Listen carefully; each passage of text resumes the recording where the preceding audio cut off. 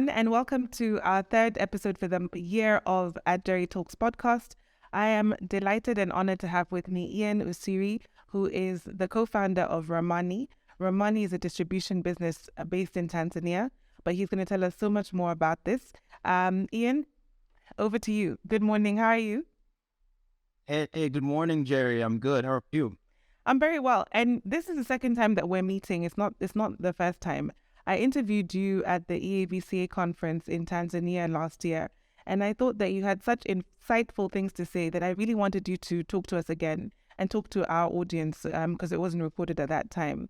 And I wanted to say, first of all, how did you come up with Ramani as a business? Why a distribution business?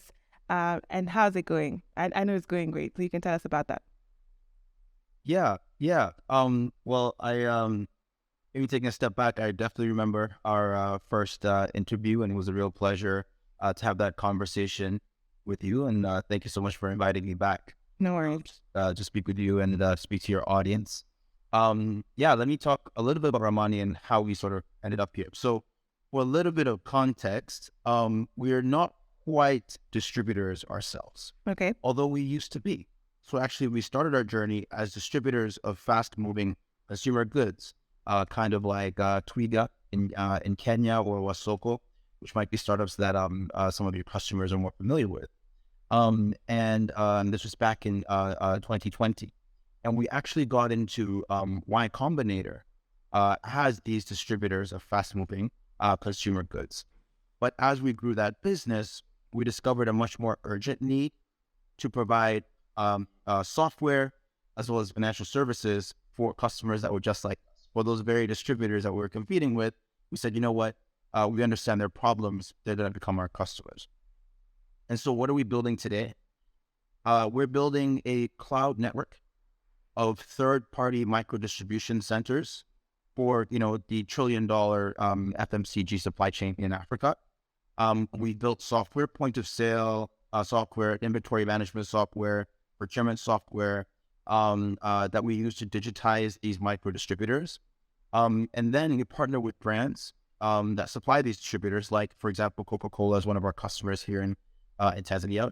And then we can now provide inventory financing to those distributors in order to help them grow. And that's actually how we decided to monetize. Iain, you said a lot in that one sentence. Let's talk about point-of-sale distributorship and your interaction with a business from the point of your first interaction with them. What does that look like, and what does it mean for them? What can you offer them? Well, our first value proposition is our software. Okay. And so that's where we start. Mm-hmm. So the current operating system for Africa supply chains is pen and paper. So our customers, these third-party distributors, they find it very, very difficult to track who their customers are, how much they sell to each customer, what's the product mix that you sell to each customer. And their customers are small monkey shops, right? You guys call them, I think, mama mboga. Yeah, mama mboga shops, yeah. Right. So those are the customers of our customers. Okay. And so we give them point-of-sale software that allows them to track who those customers are. And when their salespeople go out to market to sell to those customers, they register the sale, they register the mix of products that those customers bought.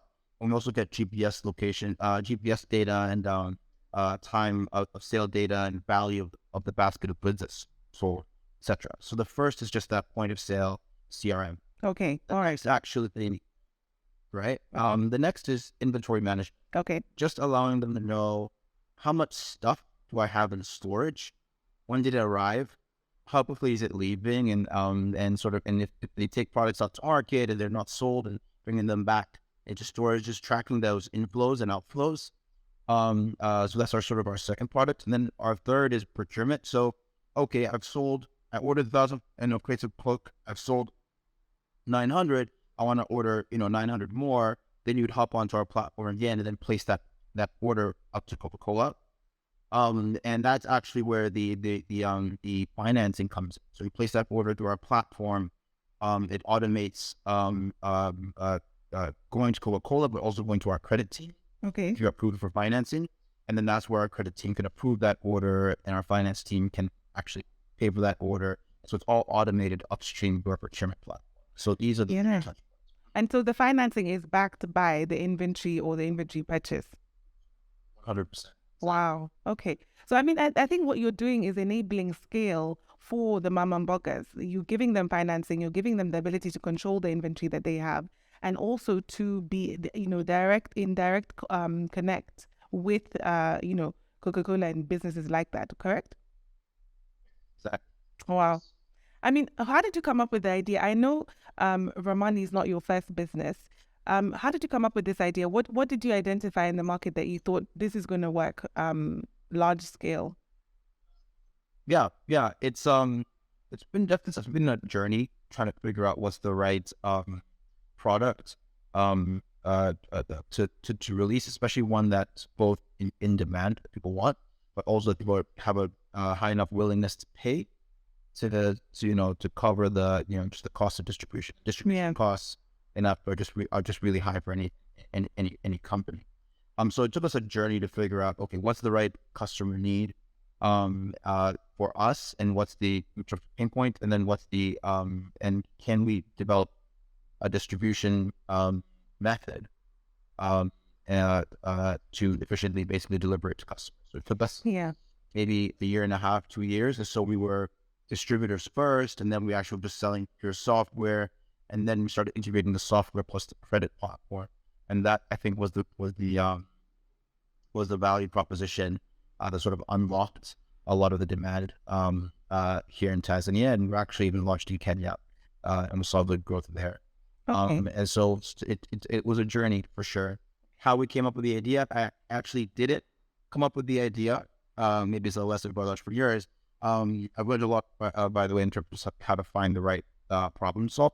A customer came to us and said, "This is my problem. Can you solve this?" And it just really piqued our interest. And so we went deeper. It's like, why is this a problem? And we came to find that it was systemic.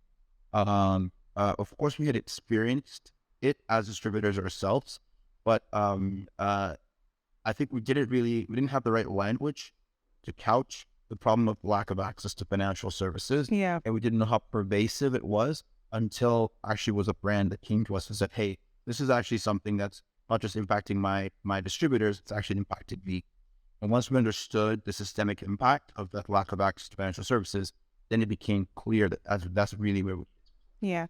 I mean, I think that you've been extremely successful. In November, you guys raised $32 million for your Series A round. I mean, that is unheard of, numbers that are unheard of in this market. What is your plan for expansion? What are you going to do with that $32 million, Iain? Yeah, we're doubling down in Tanzania. First of all, it's an incredible privilege to be able to raise that kind of capital in Tanzania and to meet investors, especially ones that weren't as familiar with the Tanzanian market initially. Meet investors that can develop that sort of conviction. And the 32 million is a combination of equity and debt capital for money. And so our plan is to double down in Tanzania, continue to sign new customers. We're scaling with customers like Coca-Cola.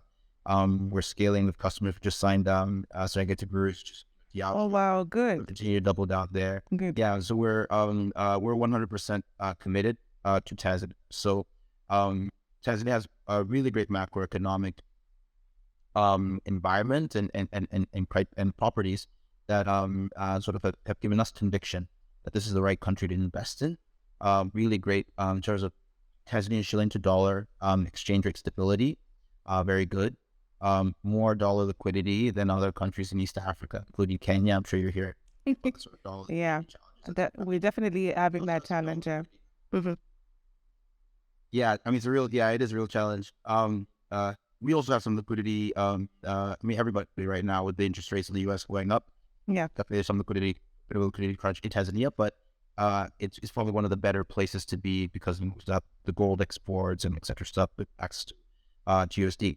And so we're doubling down on Tanzania, and we're continuing to scale. And we think that we can reach our Series B milestones at least just focusing on this market. So yeah. So you've decided Tanzania.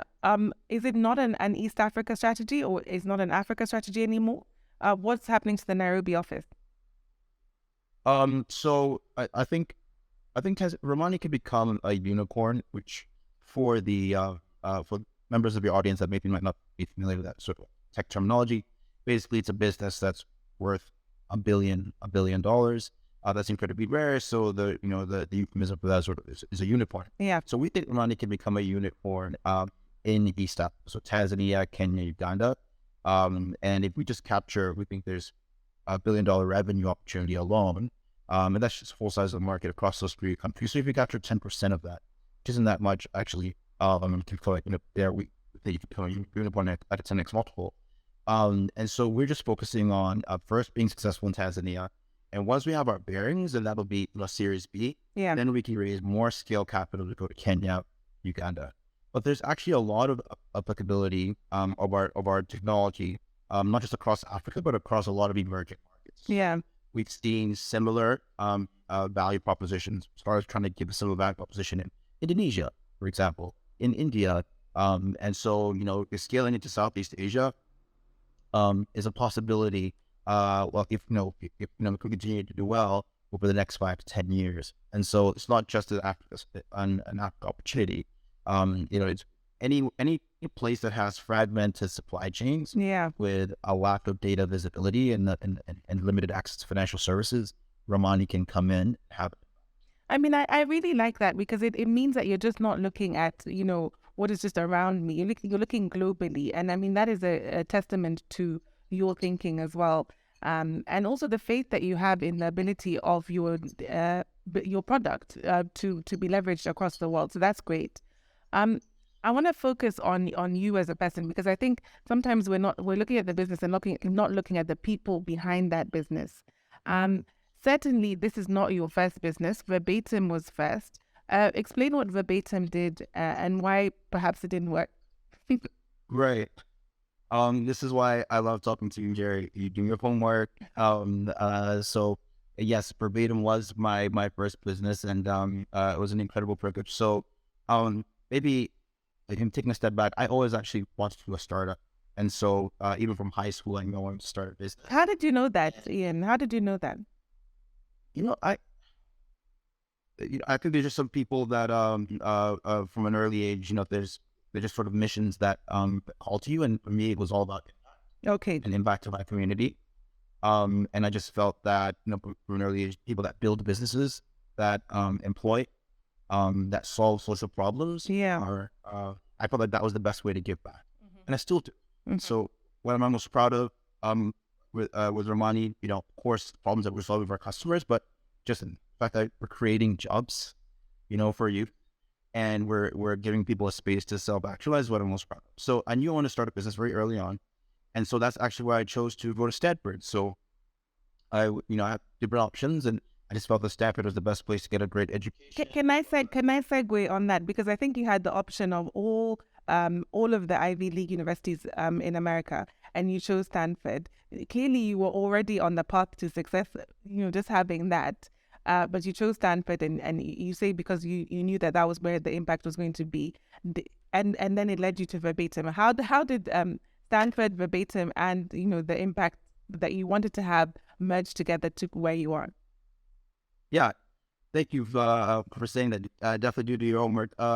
Maybe not all the Ivy League schools, other people will do their work, but a handful of Ivy League schools and Stanford as well. And I chose Stanford because I felt that it had a good history of people being academically successful and also building businesses. Okay. So I was 100% set on building a business at Stanford, and I was looking for different ideas, and I got lucky enough to meet 3 other people, Aishwarya, Alex, and Sierra, who are brilliant engineers, designers, and also just thinkers in terms of products and problems in society.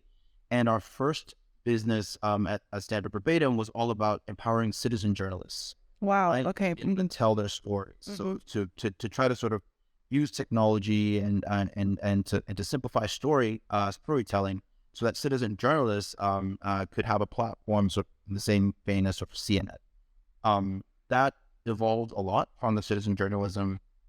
It was really difficult, but what we found was we had built these really great storytelling tools that we felt that became applicable, we felt, to any kind of storytelling. So it became more of like a blog. Okay. Interestingly enough, a lot of the innovations that we did on the product side are now coming to fruition, through we're seeing Reels, TikTok. Yeah. TikTok, Yeah. etc. I'm learning a lot in terms of what we were missing really was go to market. Was how we you built great technology, but how do you launch these things? So those are the things I still had to learn. But yeah, so that was my first business verbatim. We raised a little bit of money as well, and built a team, raised some venture capital. Did the whole thing, built a product, released it. So I had already gone through. I already had sort of the muscle memory of how to build a business, build a team, and launch. Yeah. And raise a little bit of capital as well. Mm-hmm. My first company. With verbatim and even with Ramani, how do you know when something is working? Is there like a time period? Is it a feeling? What do you get from this is something that can really scale? Yeah. That's something that I did not have, I did not learn with verbatim. So I had to learn that with Ramani. What does a good product feel like when you interact with customers? And it's sort of difficult to describe. So you sort of have to, you kind of have to do it and see that look in your customer's eyes when you show them the product or you do a demo. But a lot of it is urgency. You just see a lot of urgency from the side of the customers once you give them a real demo, once you describe exactly what you're solving.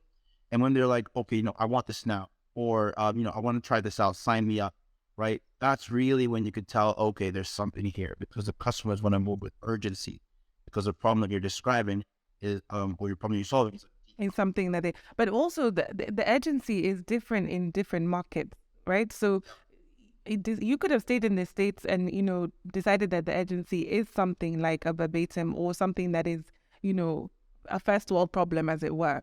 But you've decided to come back to Tanzania. You're Tanzanian.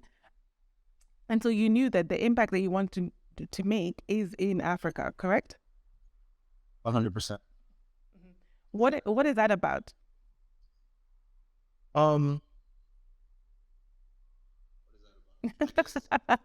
Is that a difficult question? It's a good question. I think it's, there's no deep insight. I guess, I love my country. But Zalendo Flani, I guess, I sort of a deep patriotism. And I guess I felt wherever I went in the world, I could put whatever, I could put on Stanford badge I wanted, Stanford, Salesforce, etc. But you can't escape that you're Tanzanian, and you can't escape that that you're African. I'm not saying that you should want to, and so it's just clear to me that the health of my country, the strength of my country, is something that's inextricable from me, and I just want to be part of that transformation. I think we are going through transformation. I say I was born in a poor country. It's just the truth. I don't want to die in a poor country, and so I want to be part of that economic growth. And I do believe, especially living here, that a lot is possible. I think a lot of tough decisions still need to be made, but a lot is possible. I mean, I agree with you. The same thing. I could have stayed in England if I wanted to, but I decided to come back and practice in this country. So I understand that. Also, what I understood from you when I was doing the research about you is that concept of intellectual humility. And I love that concept so much, Iain. You don't even know because I use it now. What does it mean to everyone who is listening?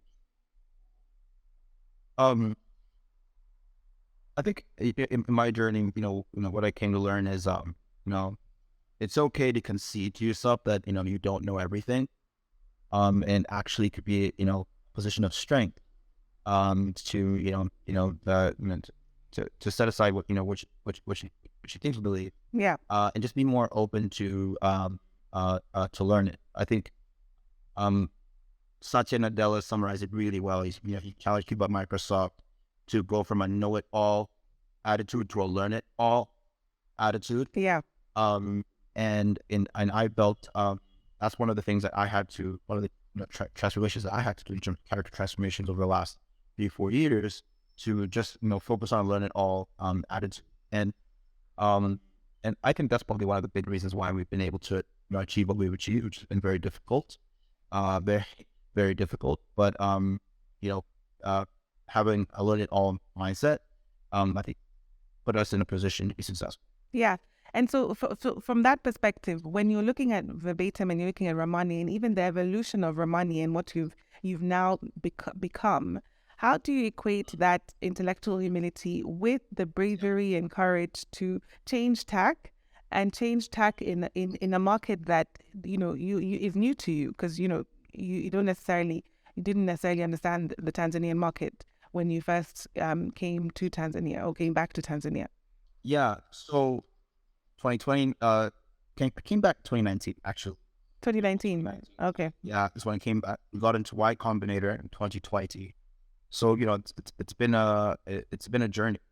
And we didn't really know what to do, but we also have preconceived notions of what should that happen, how sales processes should go, how people should value certain problems, especially coming from the West, right? Digitization is really important, data is really important, etc. And it just took a bit of a while for us to to realize, what, let's eschew sort of the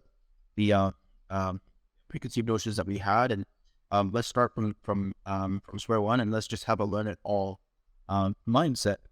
And I know people are gonna say Iain went on Njeri Talks and talked about how humble he is, and let me take a step back and not try to say I'm some super humble guy or like that, but I do strive to question my preconceived things, to question my assumptions, and I have found that it has been helpful for me.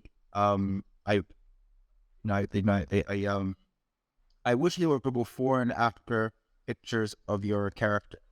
Yeah. There are all these before and after pictures, body goals, etc. And that's great.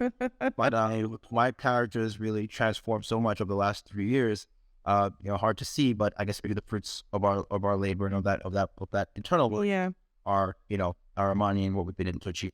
But then I think for you, because you're so young and also you've been given such responsibility which comes with financial burdens as well. You have to make good the 32 million. How do you, first of all, what kind of leadership style are you adopting for your business?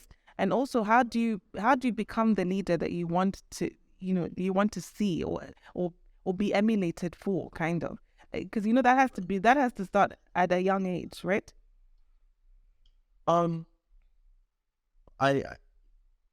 It's interesting. I think I'm still evolving so much as a leader, and the question of leadership is actually really, really important to me. So I'm thankful that you brought it up. And what I've come to find is, the company needs a different type of CEO, a different type of Ian, as it evolves, and as it goes through different stages.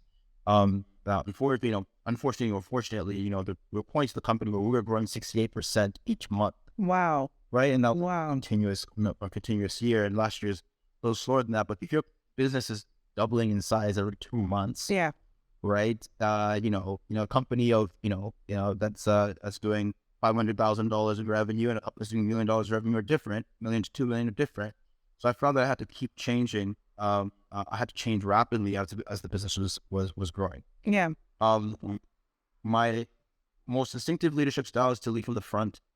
I'm a person that I'm not as much of a talker to be honest. I'm more of a doer, and my background's in engineering, and so often it was I'm going to do the first say, right? I'm going to do the first customer on board. Yeah, and I'm taking my team with me, and I'm leading from the front, and I'm setting that example. That was so that's sort of the most instinctive leadership style that comes to me. I'm a leader also that if you come into a room, and sometimes it makes people if you come into a room and you see me and my team, you actually don't really know who the boss is. There's no big chair. We're all really in it together, and I'm trying to create sort of an idea meritocracy. Yeah. To come to Ramani, I don't have a big office. I mean, this culture is maybe common in tech, but less common in other areas. And so, I have my table, and so I feel like I try to be a leader that's in the trenches. I try to build relationships with the people I work with, and a lot of it, one is I really love people, and I really care about how people see the world, and so I just ask a lot of questions, and so one is I just really enjoy that.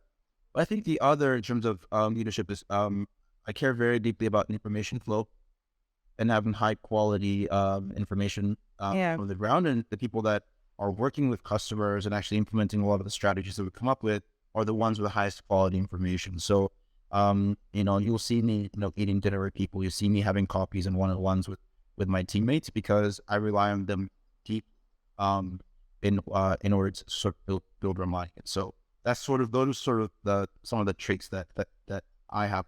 I don't know if they're the best traits, but those are the things that are most instinctive. Yeah, I mean there are no best. I think everyone is learning as they go along, and obviously there are some things that are also generational. And so even the way that we approach, or we or me, let's say, because I think I'm a different generation from you, I approach things is different from how you would approach things, and I think that's the best thing about being able to evolve as time goes along. One of the questions that I wanted to ask you is if you are continuously developing or evolving in Ramani and identifying where the urgent pinpoints are, how do you then motivate your team to come along with you on this journey and believe in what you want to achieve? Aside from now the investors that you have, you must have you have a team, and therefore you have to convince them first to come along on your journey with you. How do you do that? Yeah. I think that's where my first company, my experience with my first company with Verbatim really comes to the fore, because I had to learn to motivate a team of 3 other people. When we didn't have money, we were just students for an abstract idea like citizen journalism. And so I learned what it takes to lead a team through pivots. I think first is giving them the right context, right? Having people understand that what you're going through, this isn't where a company has innovated. We're innovating our business model and we're innovating our technology. So joining Ramani is joining a journey. And that journey is what should motivate you. And what's the objective of that journey? For us, it's transitioning Africa's supply chains from pen and paper to the cloud. Wow. We're all motivated by that. It's like, okay, well, how do we do that? How do we monetize that? What's the right technology? And all those vicissitudes of that journey, people are ready for that because they know they're part of this bigger mission, this which is transition these supply chains off pen and paper to the cloud. And so as long as I felt like give people the right context. The next thing is, especially in the beginning when you really don't have growth, keep the team small so that you can easily motivate those people. And so we were pretty small, up to 7 people before we really everything started clicking.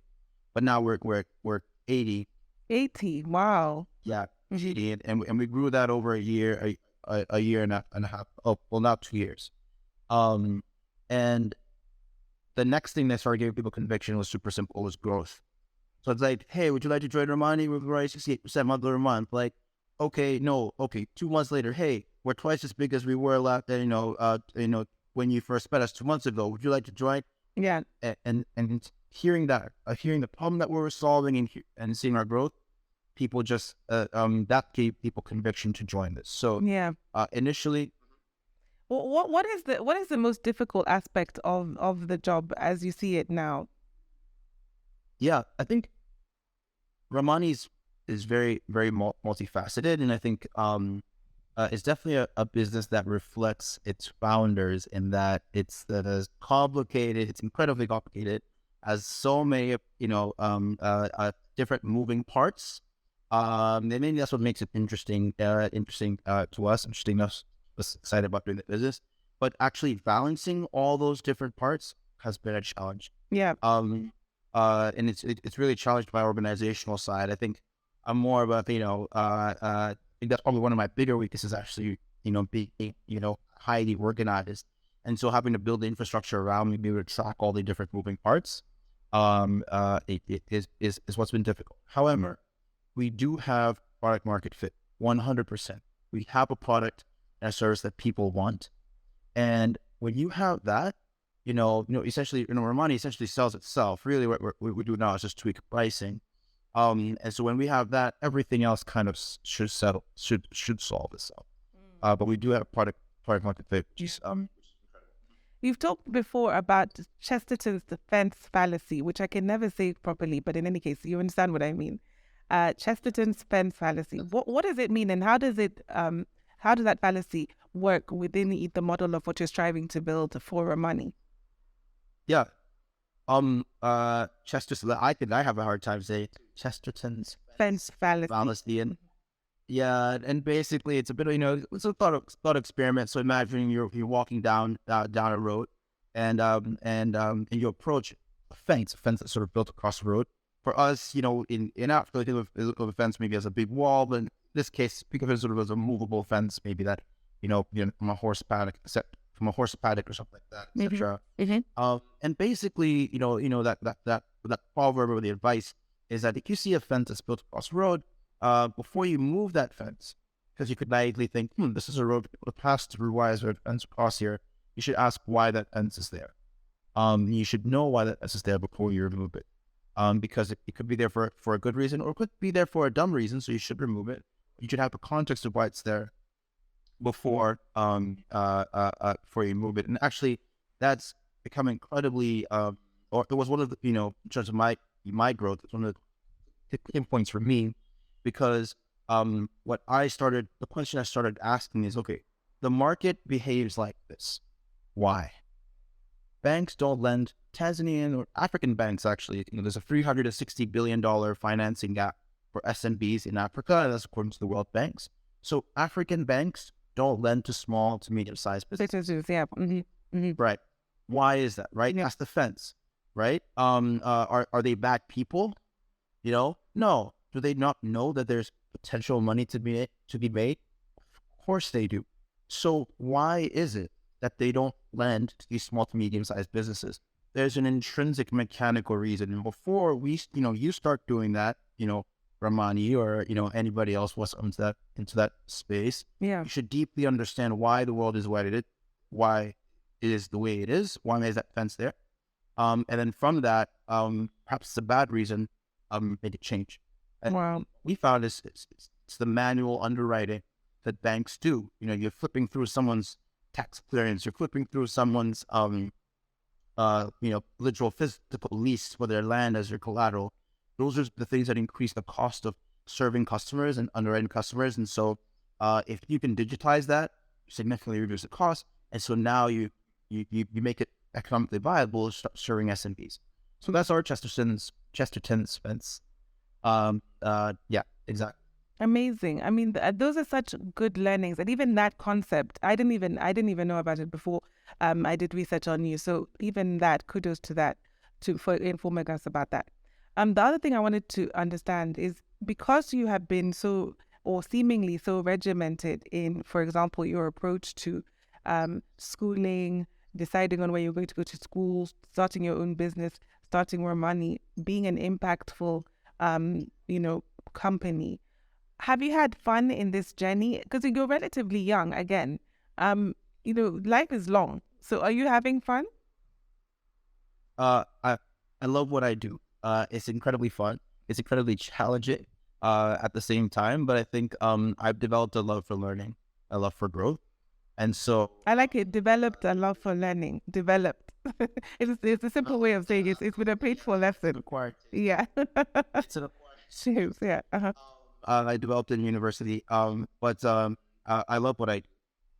And I love the impact that we have. And I do get to have fun, especially when we win it.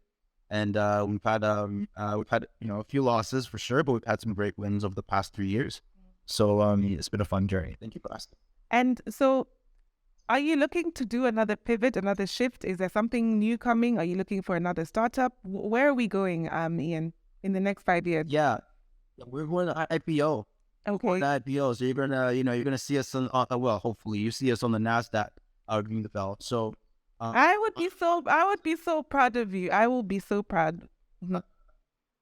It would be it would be incredible. I mean, it's still a dream. We are currently living in dream, but I'm 100%. The entire team is 100% focused on realizing the potential of Ramani, and we need more African startups turning that story into a real profitable business that's recognized and respected around the world. And I hope Ramani is one of those startups. I hope there are many more. Have confidence. Actually, there'll be many more across the continent. Yeah. I hope that we're part of that group. I really hope so too. So as we finish off, thank you so much for your time, Iain. I really appreciate it, because I know that in 6 months' time, I wouldn't even be able to get hold of you on the phone, let alone on a podcast for 45 minutes. I want to do a quick fire round so that everybody can get to know you a bit better. This is a quick fire, no thinking, no, is it adapting to and learning, nothing necessary. Just answer these 6 questions very quickly. Okay. Beach holiday, city holiday. Beach holiday. Where? Not Zanzibar. Jamaica, actually. It's always been on my bucket list. I haven't gone. Okay. Favorite pizza topping? Ham and mushroom. Apple or orange? Apple. Flat or sparkling? Oh, sparkling, 100%. You get to listen to one song for the rest of your life. What is it? No space for Question. Yeah, I don't know. I have to. Yes, someone. Kanye wants to drink song. Oh, Kanye West. Yeah. Okay. Energy. Oh, I like it. Okay. Favorite drink? Favorite drink? Sparkling water. Right. Okay. All right. Okay. Fair enough. Thank you so much, Iain. I really appreciate your time. I want to see Ramani grow. I'm wishing you guys all the best of luck. Thank you for all your insights. It's been a great podcast. See you soon. Thank you so much for having me. Take care.